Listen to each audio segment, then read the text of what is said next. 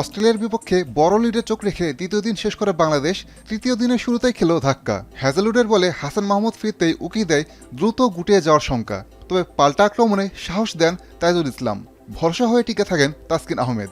অন্যদিকে ইনিংস এগিয়ে নিতে থাকেন মেহেদী মিরাজ।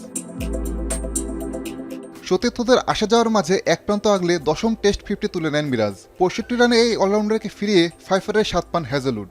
একই সঙ্গে নবম অজি বোলার হিসেবে পান টেস্টে 300 উইকেটের দেখা। এবাদতকে ফিরিয়ে বাংলাদেশকে 426 রানে গুটিয়ে দেন এই পেসার। ততক্ষণে টাইগাররা পায় 228 রানের বিশাল লিড। অস্ট্রেলিয়ার বিপক্ষে এটাই বাংলাদেশের দ্বিতীয় সর্বোচ্চ টেস্ট ইনিংস।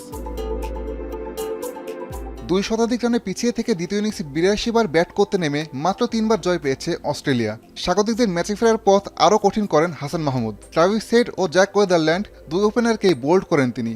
হেড 17 রান করলেও খাতা খোলার সুযোগ পাননি ওয়েদারল্যান্ড।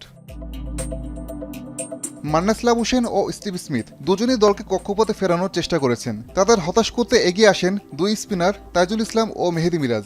31 রান করা লাবুশেনকে তাইজুল বোল্ড করার পর বিপজ্জনক স্মিথকে 44 রানে কট অ্যান্ড বোল্ড করেন মিরাজ। দিনের বাকিটা সময় সতর্ক থেকে পার করেন ক্যামেরন গ্রিন ও অ্যালেক্স ক্যারি। 4 উইকেটে 161 রান নিয়ে তৃতীয় দিন শেষ করেছে অস্ট্রেলিয়া। বাংলাদেশের চেয়ে এখনও 67 রানে পিছিয়ে থাকা স্বাগতিকরা রোববার ব্যাকফুটে থেকেই ব্যাট করতে নামবে। অন্যদিকে অজিদের বিপক্ষে ঐতিহাসিক জয়ের গন্ধ পাওয়া টাইগারদের সামনে ইতিহাস গড়ার হাতছানি। আসাদুজ্জামান লিটন, এখন।